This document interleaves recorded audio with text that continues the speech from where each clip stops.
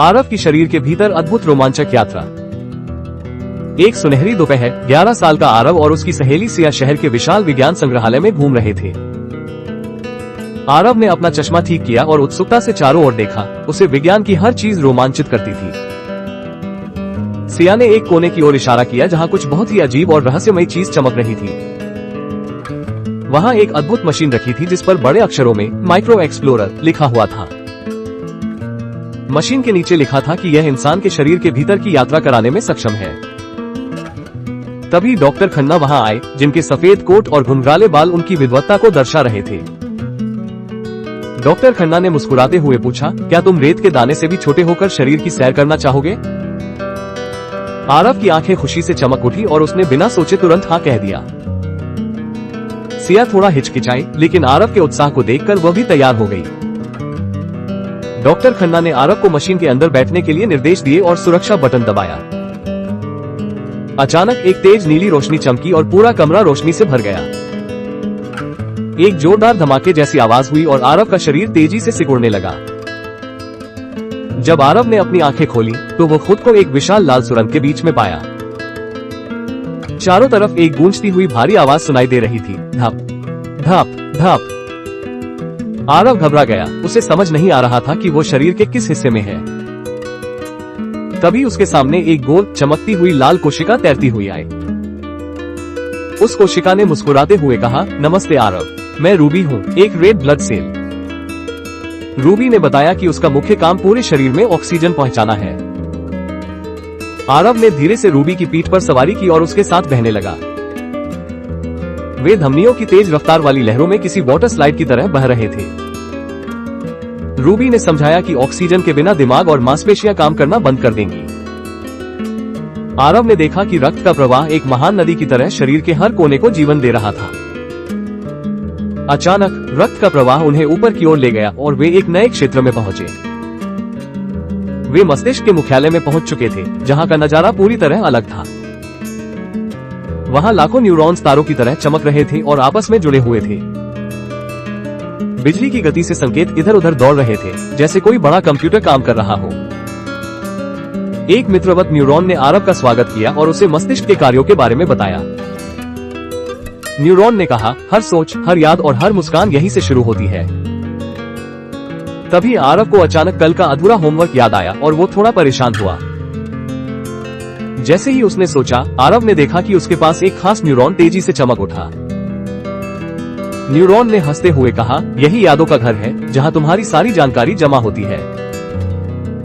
उसने आगे समझाया कि जब हम सोते हैं, तभी ये यादें सही जगह पर व्यवस्थित होती हैं। आरव ने महसूस किया कि उसका दिमाग कितनी मेहनत से हर छोटी बात को संभालता है। मस्तिष्क की सैर पूरी कर वे अब शरीर के अगले पड़ाव की ओर बढ़ने लगे। मस्तिष्क से विदा लेकर आरव और रूबी अब एक विशाल हवादार सुरंग की ओर बढ़े, जो फेफड़ों की ओर जाती थी। अचानक वे एक ऐसी जगह पहुंचे जहां लाखों गुलाबी गुब्बारे जैसे एयर सैक एक साथ झूल रहे थे। आरव ने देखा कि बाहर से ताजी ऑक्सीजन की लहरें चांदी की तरह चमकते हुए अंदर आ रही थी। एक छोटे एयर सेल ने मुस्कुराते हुए बताया कि वो ऑक्सीजन को खून में मिलाता है ताकि शरीर को ऊर्जा मिले। तभी आरव ने देखा कि कार्बन डाइऑक्साइड की काली गैसें बाहर निकलने के लिए कतार में खड़ी थी। आरव ने एक गहरी सांस ली और महसूस किया कि सांस लेना जीवन का सबसे बड़ा और सरल चमत्कार है। जैसे ही वे फेफड़ों से बाहर निकले, अचानक एक तेज लाल सायरन बजने लगा और चारों तरफ हलचल मच गई। रक्त प्रवाह में अचानक काले, नुकीले और डरावने दिखने वाले बैक्टीरिया का एक झुंड हमला कर बैठा। बैक्टीरिया ने चिल्लाते हुए कहा कि वे पूरे शरीर पर कब्जा कर लेंगे और उसे बीमार कर देंगे। आरव डर के मारे कांपने लगा। उसे लगा कि अब शरीर खतरे में है और कोई उन्हें बचा नहीं पाएगा। तभी एक जोरदार आवाज गूंजी, रुको, तुम यहाँ से एक कदम भी आगे नहीं जा सकते। कैप्टन व्हाइट सेल अपनी सफेद वर्दी और मजबूत शरीर के साथ अपनी सेना के साथ प्रकट हुए। कैप्टन ने आरव को भरोसा दिलाया कि जब तक वे तैनात हैं, कोई भी कीटाणु शरीर को नुकसान नहीं पहुंचा सकता। अचानक एक भीषण युद्ध शुरू हो गया। सफेद कोशिकाएं बैक्टीरिया को घेरकर उन्हें खत्म करने लगी। बैक्टीरिया तेजी से अपनी संख्या बढ़ा रहे थे, जिससे आरव को एक पल के लिए लगा कि वे हार जाएंगे। कैप्टन व्हाइट सेल ने चिल्लाकर कहा, घबराओ मत, हमारी ताकत स्वस्थ भोजन और व्यायाम से आती है। आरव ने देखा कि वैक्सीन की वजह से सफेद कोशिकाओं को पहले से ही पता था कि इन दुश्मनों से कैसे लड़ना है। देखते ही देखते सफेद रक्त कोशिकाओं ने सभी हानिकारक कीटाणुओं को पूरी तरह से नष्ट कर दिया। शरीर एक बार फिर सुरक्षित हो गया और चारों तरफ शांति छा गई। सफर आगे बढ़ा और अब आरव एक ऐसी जगह पहुंचा जहां चारों तरफ गर्म तरल पदार्थ उबल रहे थे। ये पेट की प्रयोगशाला थी जहां भोजन को ऊर्जा में बदलने का अद्भुत काम चल रहा था। आरव ने देखा कि एक सैंडविच का टुकड़ा धीरे धीरे छोटे छोटे पोषक तत्वों में टूट रहा था।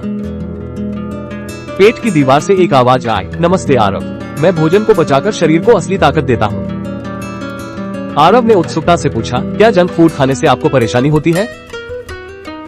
पेट ने जवाब दिया, हाँ, जंक फूड को पचाना मुश्किल होता है, लेकिन फल और सब्जियां हमें शक्तिशाली बनाती है। आरव ने महसूस किया कि वो जो कुछ भी खाता है उसका सीधा असर उसके शरीर की कार्यक्षमता पर पड़ता है।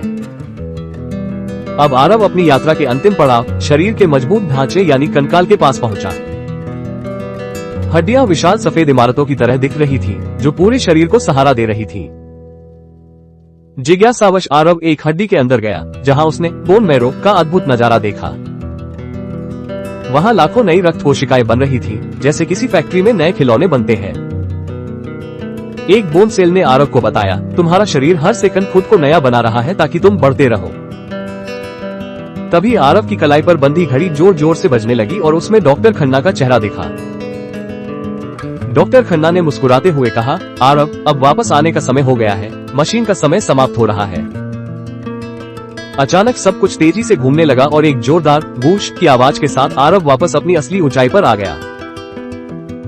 आरव ने गर्व से कहा कि हमारा शरीर दुनिया की सबसे अद्भुत मशीन है और उसने हमेशा स्वस्थ रहने की कसम खाई।